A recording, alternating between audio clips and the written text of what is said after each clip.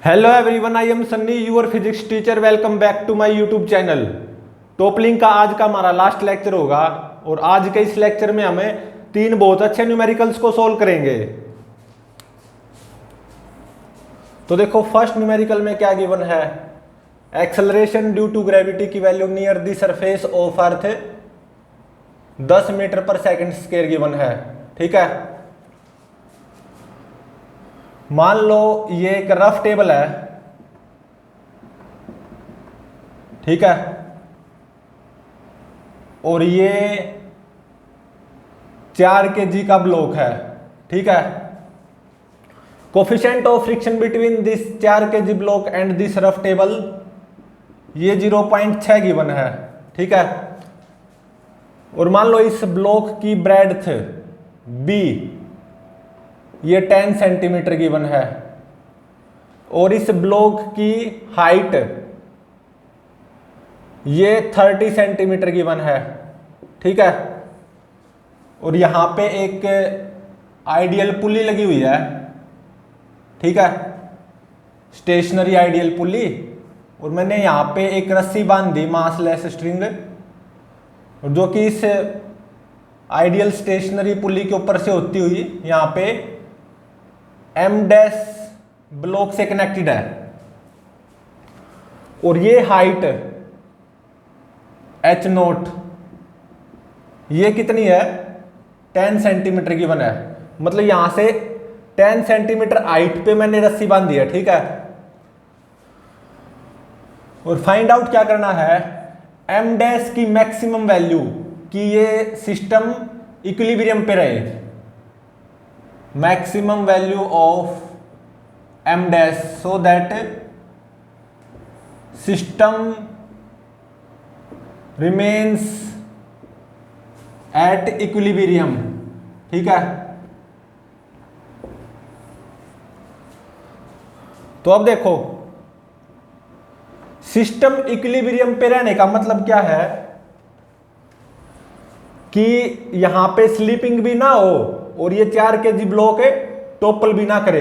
ठीक है, मतलब 4 kg ब्लॉक जनरल इक्विलिब्रियम पे रहे, तभी तो सिस्टम इक्विलिब्रियम पे होगा। 4 kg ब्लॉक जनरल इक्विलिब्रियम पे रहे, मतलब यहां पे स्लीपिंग भी ना हो और टोपलिंग भी ना हो। No sleeping no toppling. ठीक है, तो देखो, ये हमें लेक्चर नंबर 1 के सेकंड केस में पढ़ चुके हैं।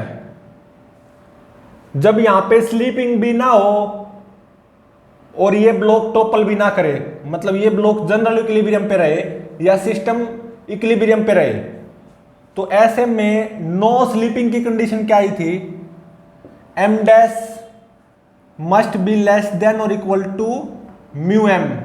ठीक है, और नो टोपलिंग की कंडीशन क्या आई थी, M dash must be less than और equal to M B by 2h note.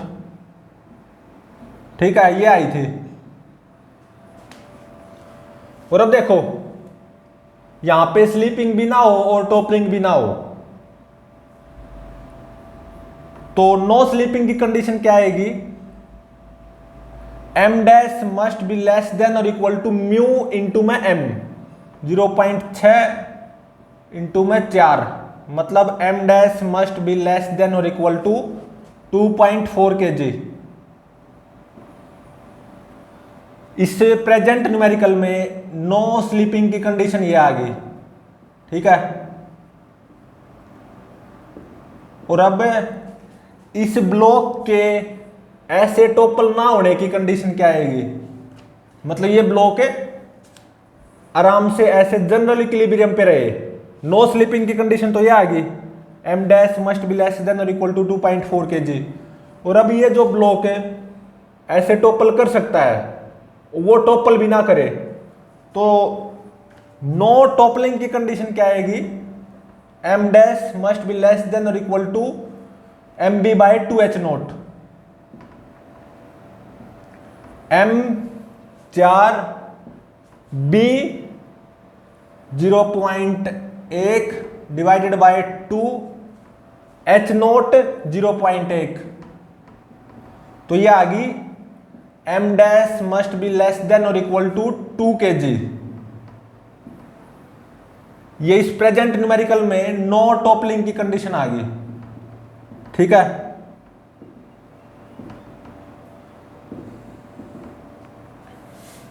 ये फर्स्ट कंडीशन नो स्लीपिंग की और ये सेकंड कंडीशन नो टॉपलिंग की।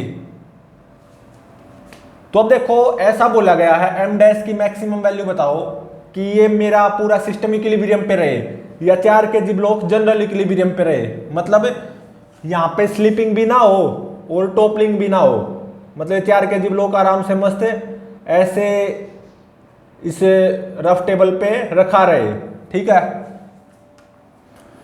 तो इस यहां पे नो स्लीपिंग की कंडीशन ये आई है और नो टॉपलिंग की कंडीशन ये आई है। तो इस 4 kg ब्लॉक के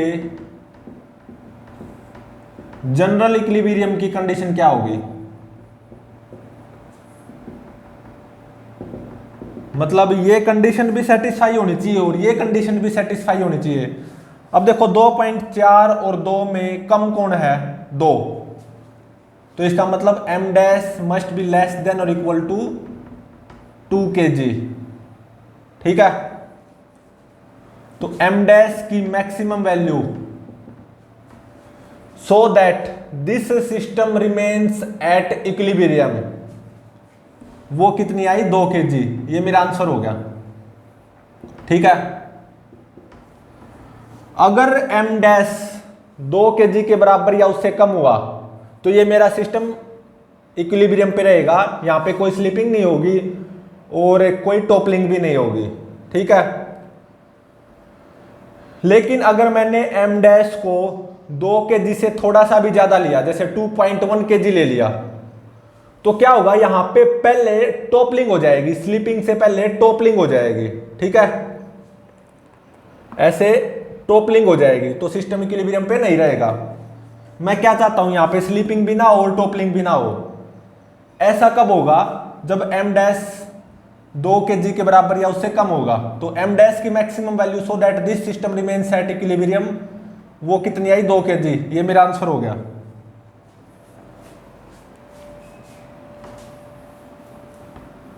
तो अब देखो सेकंड न्यूमेरिकल में क्या गिवन है,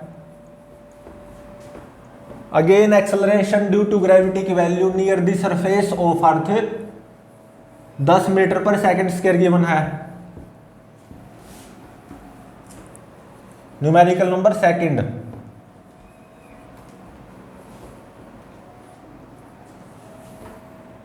और क्या गिवन है, अगेन एक रफ टेबल है, ठीक है, और यहां पे आइडियल स्टेशनरी पुल्ली लगी हुई है, ठीक है। और ये 5 kg का ब्लॉक है, ठीक है। इस 5 kg ब्लॉक की जो ब्रेड्थ है b, वो 20 सेंटीमीटर गिवन है, ठीक है। और coefficient of friction between 5 kg block and this rough table, ये 0.3 गिवन है, ठीक है। और इस ब्लॉक की हाइट h है, ठीक है। और मैंने क्या किया, यहां पे एक रस्सी को बांध दिया, मासलेस स्ट्रिंग को। ये हाइट मतलब कितनी ऊपर रस्सी को बांधा है, ये कितनी गिवन है, h/4, मतलब h naught is equal to h/4, ठीक है। और यहां पे 2 kg का ब्लॉक लटका हुआ है, और ऐसा गिवन है कि नॉर्मल रिएक्शन जो आएगा ना, नॉर्मल रिएक्शन कितना, ऑब्वियसली 50 न्यूटन आएगा। वो यहां से कितनी इस तरफ आएगा, ये गिवन है, मतलब x की वैल्यू गिवन है 3 सेंटीमीटर। तो नॉर्मल रिएक्शन इस एज से कितना इस तरफ है एक्ट करेगा, 3 सेंटीमीटर इस तरफ, ठीक है। तो देखो x 3 सेंटीमीटर गिवन है, 0 से तो ज्यादा ही है, तो एक तरह से ऐसा गिवन है, नो टॉपलिंग। इनडायरेक्टली ऐसा गिवन है, कोई टॉपलिंग नहीं होगी, क्योंकि नॉर्मल रिएक्शन एज से इस तरफ एक्ट कर रहा है 3 सेंटीमीटर इस तरफ, तो नो टॉपलिंग इनडायरेक्टली गिवन है एक तरह से, कि यहां पे 5 kg ब्लॉक है, इस प्रेजेंट न्यूमेरिकल में टॉपल नहीं करेगा, क्योंकि नॉर्मल रिएक्शन एज से इस तरफ एक्ट कर रही है ना, और कितना एक्ट कर रही है, कितनी दूर एक्ट कर रही है, इस तरफ है 3 सेंटीमीटर, तो टॉपलिंग तो नहीं है इस न्यूमेरिकल में, ये ऐसा इनडायरेक्टली गिवन है, ठीक है। फाइंड आउट क्या करना है, इस 5 kg ब्लॉक की डेंसिटी फाइंड आउट करनी है, ठीक है, density of this 5 kg block. और ऐसा गिवन है कि ये जो ब्लॉक है ना 5 kg का, ये क्यूबॉइडल है, 5 kg ब्लॉक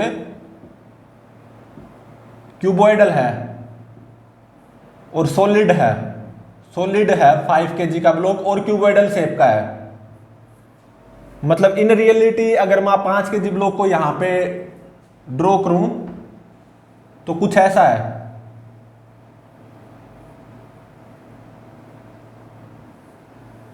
ठीक है, हाइट h और जो ब्रेड्थ है b, ये 20 सेंटीमीटर गिवन है, और जो ये लेंथ है ये ब्रेड्थ के ही बराबर गिवन है, 20 सेंटीमीटर के बराबर, ठीक है। और ये सॉलिड है, और मान लो इसकी डेंसिटी है रो, जो कि फाइंड आउट करनी होगी। और इस न्यूमेरिकल में ऐसा गिवन है कि ये जो नॉर्मल रिएक्शन आएगा ना 50 न्यूटन, वो इस एज से कितना इस तरफ एक्ट कर रहा होगा, 3 सेंटीमीटर। तो डायरेक्टली और इनडायरेक्टली एक तरह से ऐसा गिवन है कि इस प्रेजेंट न्यूमेरिकल में 5 kg ब्लॉक टॉपलिंग नहीं कर रहा होगा, क्योंकि नॉर्मल रिएक्शन इस तरफ एक्ट कर रहा है ना, मतलब x 0 से ज्यादा है, और कितना गिवन है, 3 सेंटीमीटर, ठीक है। तो नो टॉपलिंग, ये तो इनडायरेक्टली गिवन है। और इस ब्लॉक की डेंसिटी रो वो फाइंड आउट करनी है, ठीक है। सॉलिड क्यूबॉइडल ब्लॉक है। अब इसको सोल्व करते हैं। तो सबसे पहले ये चेक करो कि यहां पे स्लीपिंग होगी या नहीं, स्लीपिंग और नोट, ये चेक करो। तो अब देखो म्यू एम की वैल्यू निकालना, एम कितना 5 kg, एम डैश 2 kg, और म्यू कितना गिवन है 0.3। एक बार म्यू एम की वैल्यू निकालना, 0.3 इंटू में 5, तो यह आ गई 1.5 kg। और एम डैश कितना है 2 kg, तो सीधी सी बात है एम डैश म्यू एम से ज्यादा है। एम डैश जो कि 2 kg है वो म्यू एम 1.5 kg से तो ज्यादा ही है, तो इसका मतलब स्लीपिंग होगी, यस, यहां पे स्लीपिंग होगी, काइनेटिक फ्रिक्शन आएगा, ठीक है। यहां पे काइनेटिक फ्रिक्शन आएगा मतलब स्लीपिंग होगी, और ऐसे आएगा काइनेटिक फ्रिक्शन, हालांकि उससे मुझे मतलब नहीं है। ऑब्वियसली कितना आएगा म्यू इंटू में नॉर्मल रिएक्शन, काइनेटिक फ्रिक्शन, तो स्लीपिंग होगी, मुझे ये पता चल गया। और इनडायरेक्टली क्या गिवन है, टॉपलिंग नहीं होगी, क्योंकि नॉर्मल रिएक्शन इस एज से कितना इस तरफ एक्ट कर रहा है 3 सेंटीमीटर इस तरफ, मतलब टॉपलिंग नहीं होगी, लेकिन स्लीपिंग जरूर होगी। और नॉर्मल रिएक्शन इस एज से कितना इस तरफ एक्ट कर रहा है 3 सेंटीमीटर, तो इसका मतलब टॉपलिंग नहीं होगी, लेकिन स्लिपिंग जरूर होगी, यहां पे काइनेटिक फ्रिक्शन आएगा। तो ये कौन सा केस बन गया? Slipping without toppling.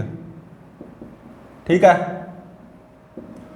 तो लेक्चर नंबर 1 का जो सेकंड केस है स्लीपिंग विदाउट टॉपलिंग, वो अप्लाई कर दो। तो सबसे पहले देखो, ये जो H नोट है ये H/4 गिवन है, और इस ब्लॉक की डेंसिटी रो वो कैसे लिखी जाएगी? Mass divided by volume, mass 5 kg divided by volume 0.2 into में 0.2 मतलब 0.2 का स्क्वायर इंटू में दिस हाइट h किसके बराबर आएगी? 4h नोट के बराबर। ठीक है, तो यहां से आप h नोट की वैल्यू फाइंड आउट कर सकते हो इन टर्म्स ऑफ रो, और ये कितनी आएगी? 5 डिवाइडेड बाय 4 0.2 का स्क्वायर इंटू में रो। ठीक है, h नोट की वैल्यू आ गई इन टर्म्स ऑफ रो। और अब देखो ये कौन सा केस है? स्लीपिंग विदाउट टॉपलिंग, वो अप्लाई कर दो। लेक्चर नंबर 1 में हम इसको पढ़ चुके हैं, sleeping without toppling, case number 2। तो ये जो नॉर्मल रिएक्शन एक्ट करेगा, कितना इस तरफ एक्ट कर रहा है? 3 सेंटीमीटर इस तरफ। तो sleeping without toppling case number 2 lecture number 1, x की वैल्यू क्या आई थी? b/2 minus m dash mu plus 1 into में h note divided by m plus m dash, ये आई थी। x की वैल्यू 3 सेंटीमीटर, मीटर में कन्वर्ट करो 0.03 मीटर, सही बात है, इज इक्वल टू b/2 मतलब 0.2 divided by 2 minus m dash 2 mu plus 1 0.3 plus 1 1.3। ठीक है, इंटू में h नोट 5 डिवाइडेड बाय 4 0.2 का स्क्वायर रो, और divided by m plus m dash 5 plus 2 7।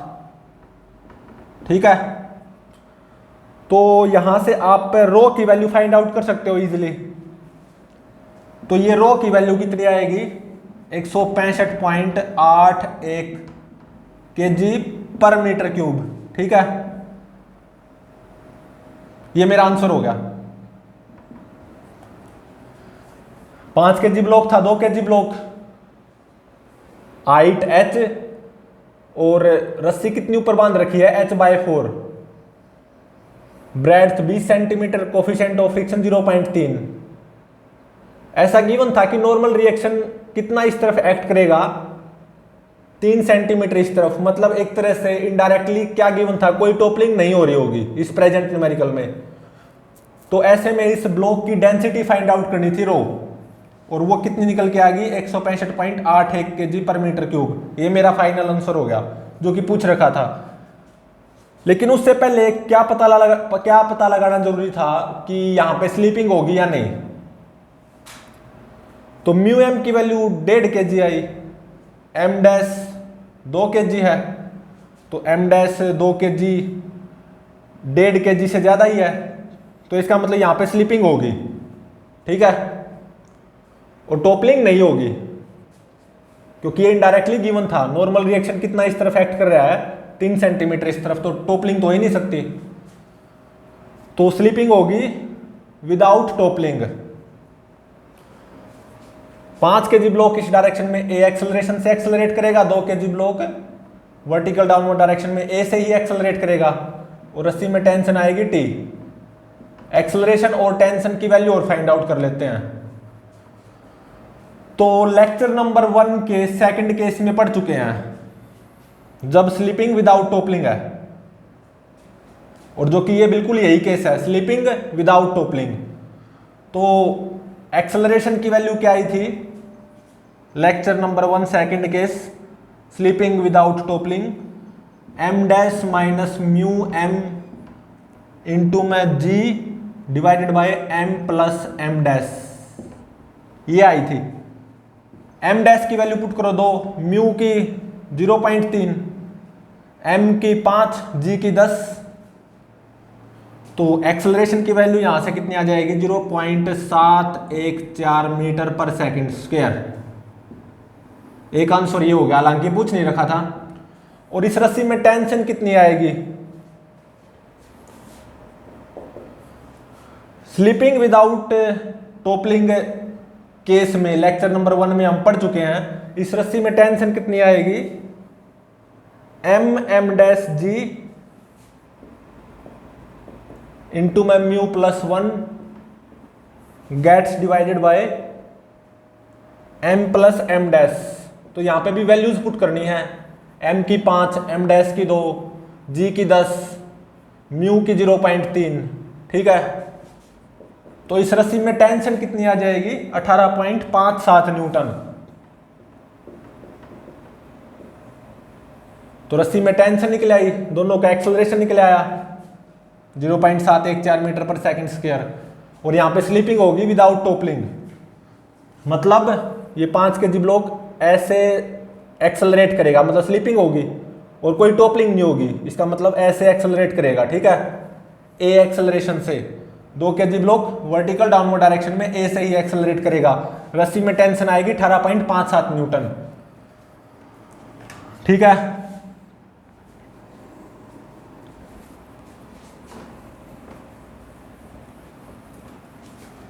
तो अब देखो थर्ड न्यूमेरिकल में क्या गिवन है,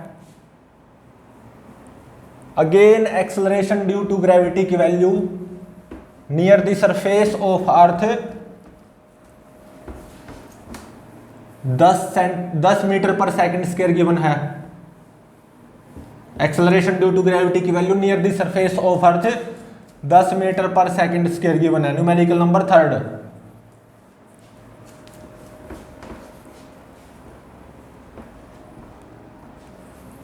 numerical number 3, acceleration due to gravity की value near the surface of earth 10 metre per second square given है। और मान लो ये रफ इंक्लाइंड है, ठीक है। इंक्लिनेशन कितनी है, theta is equal to 20 degree, ठीक है। रफ इंक्लाइंड है और मैंने 5 kg का ब्लॉक रख दिया ऐसे, ठीक है। 5 kg ब्लॉक की जो ब्रेड्थ है B, ये कितनी गिवन है 10 सेंटीमीटर, और हाइट h गिवन है, मतलब हाइट h है। और coefficient of friction between this block and this rough inclined mu, ये 0.6 गिवन है, ठीक है।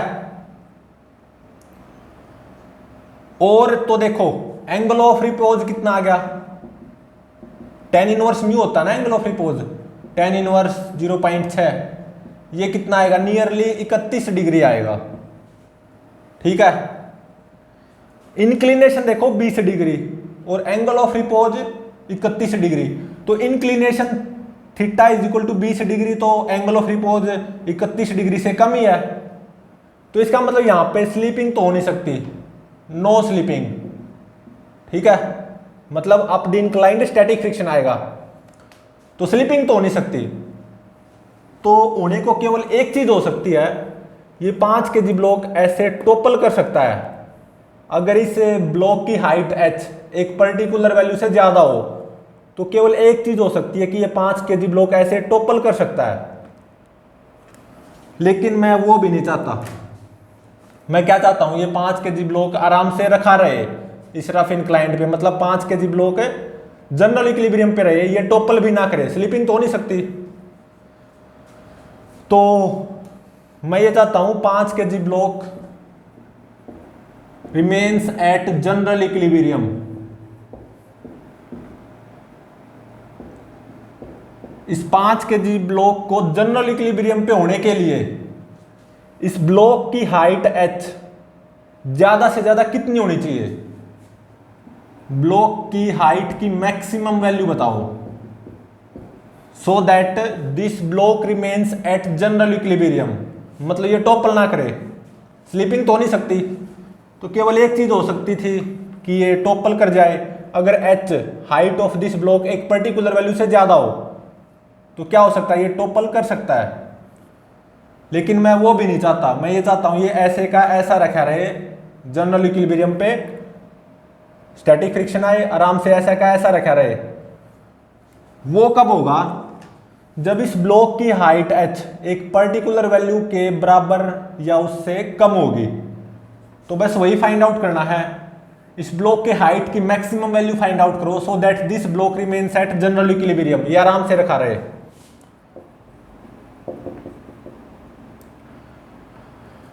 तो ये कौन सा केस हो गया? No sleeping no toppling.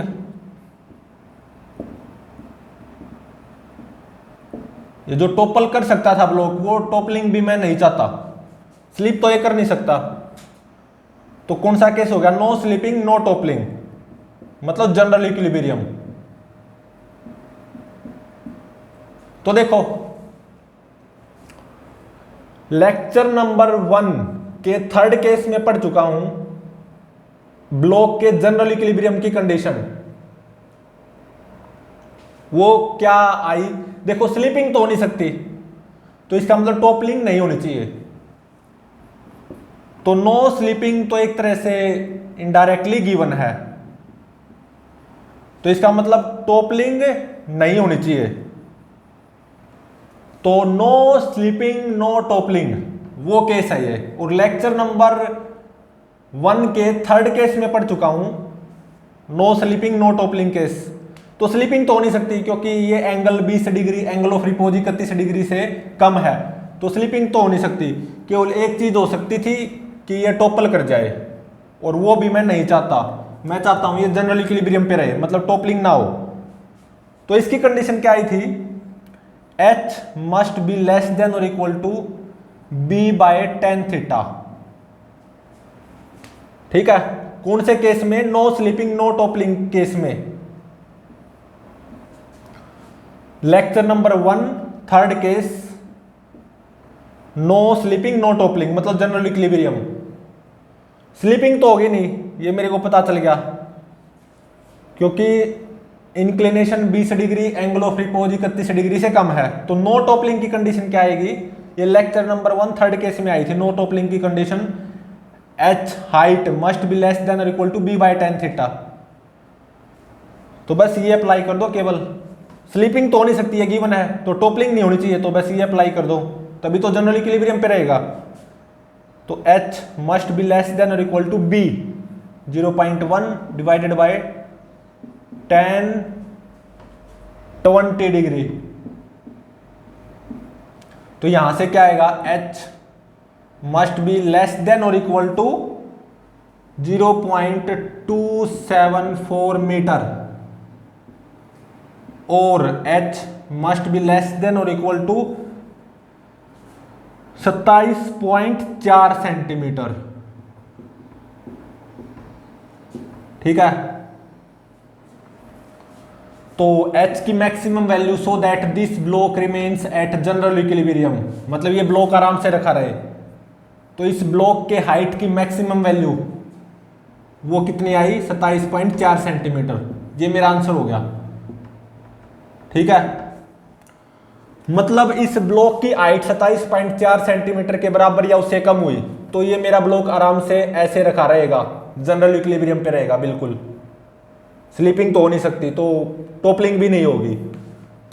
लेकिन अगर इस ब्लॉक की हाइट 27.4 सेंटीमीटर से ज्यादा होगी, जैसे मान लो 30 सेंटीमीटर होगी, तो ये ब्लॉक ऐसे टॉपल कर जाएगा। ठीक है, तो अगर इस ब्लॉक की हाइट 27.4 सेंटीमीटर से थोड़ी सी भी ज्यादा होगी, मान लो 28 सेंटीमीटर ही होगी, तो ऐसे टॉपल कर जाएगा ब्लॉक।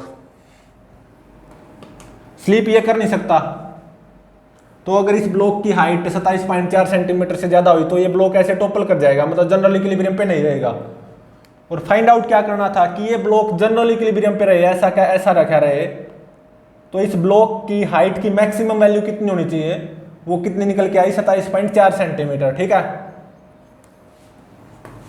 तो प्लीज चैनल को लाइक शेयर और सब्सक्राइब जरूर करें।